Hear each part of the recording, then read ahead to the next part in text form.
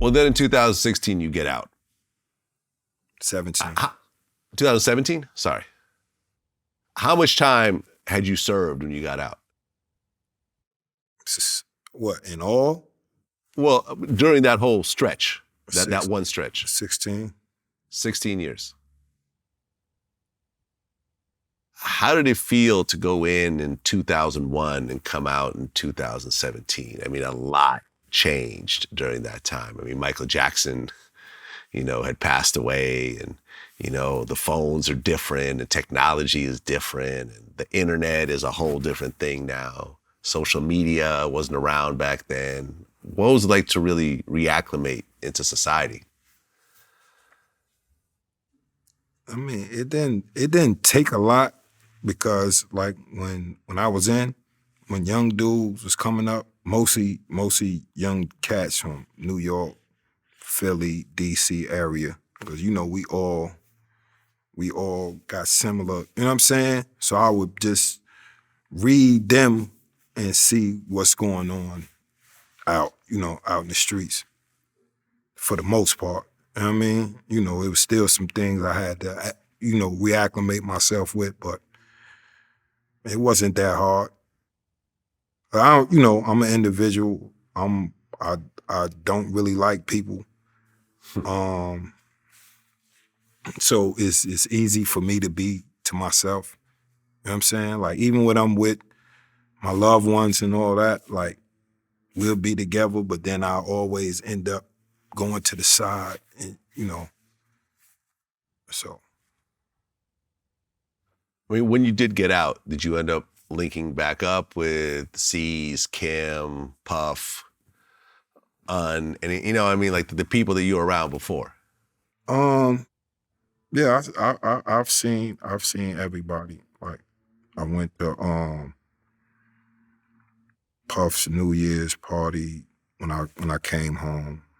I saw him like a couple times after that. I see C's all the time. I see, the Mafia, for the most part, I see all the time. I don't see Kim as much, because Kim don't live in, she don't be around the neighborhood like that. And she, then she goes out far, all around the place. So, I don't get to see each other that much. But it's, it's love. Well, then in 2019, Lil C's and Kim, they squash, the beef that had been going on for 14 years. I guess it was a celebration for Big's 47th birthday party at Tao downtown. And, C's actually got on the mic and he said, "Hey, I apologize for all the things that I have done that may have hurt you or affected you or made you feel bad. I genuinely apologize. I love you from the bottom of my heart. You're not my real sister, but you are my sister. I love you for life. I thank you for bringing that energy here." My apology was I wasn't a good brother to her. I made some wrong moves, some bad mistakes, and that was just the perfect time to do that. I didn't plan that. We was all having a great time, and and I just know the comfort she needed, because I know her. And I wanted to do that. I wanted to let her know that. I wanted to let all the people around know that. You know what I'm saying? And I just felt like that's what I wanted to do, and she deserved that. Kim accepted the apology, and the two of them have been cool ever since. When you saw that happen, considering that, you're obviously tied into that situation, that whole situation happened over the shooting and everything else like that, to see the two of them be cool with each other. Were you there when that happened or no? Oh, yeah, you were I was there. How did it feel to actually see the two of them actually, work it out? No, it was great. It's great. It's always like, the family is family, so, you know what I'm saying?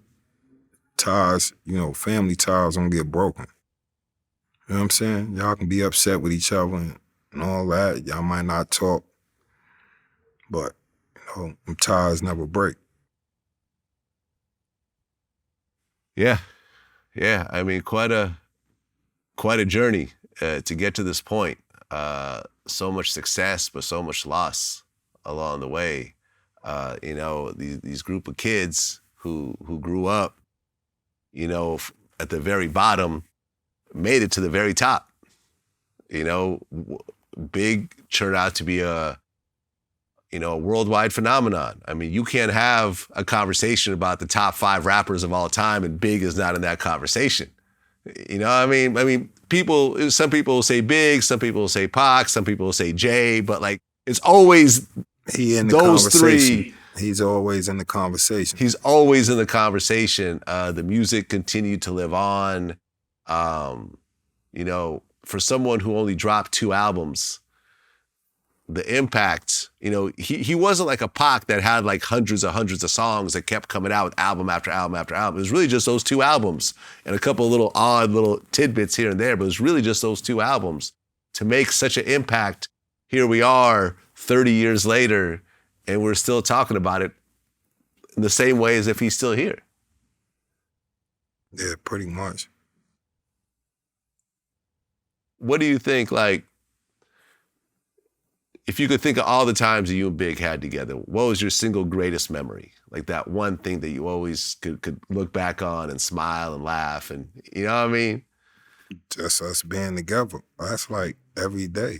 You know what I'm saying? You just did, because it's so many things, like so many conversations we done had. So, you know, so I always, you know, I'm grateful that, you know, I got my memories.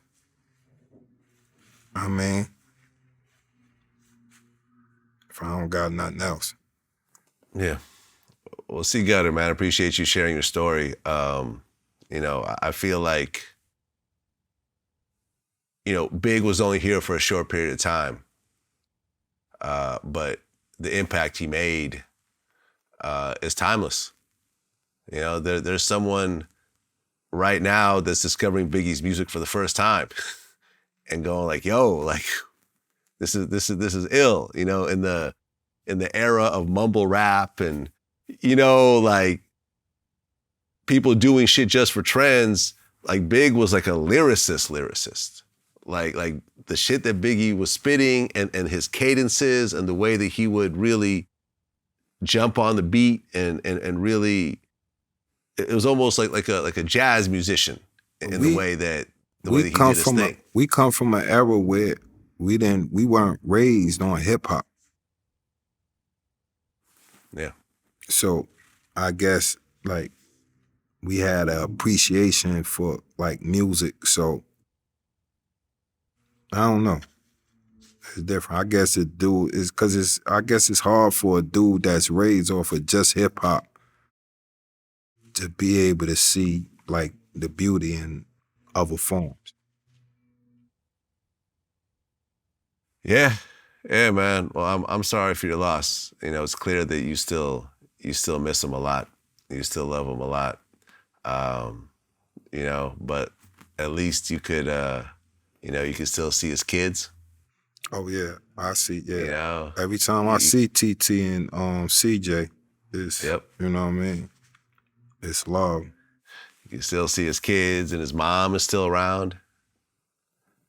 You know, and the music still lives on, and you know, it was such an impact on hip hop as a whole, and you know, it's really too bad because, you know, in the same way that you described it, had Pac and Big survived, I think they would have worked it out, and I think they would have done music together, and you know what I mean, like really escalated the culture in a way that it hasn't really, you know, no one really has felt.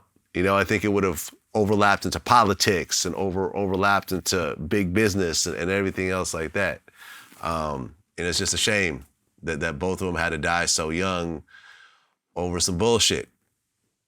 And, you know,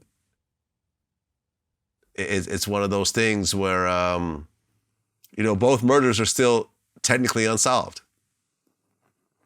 to this day.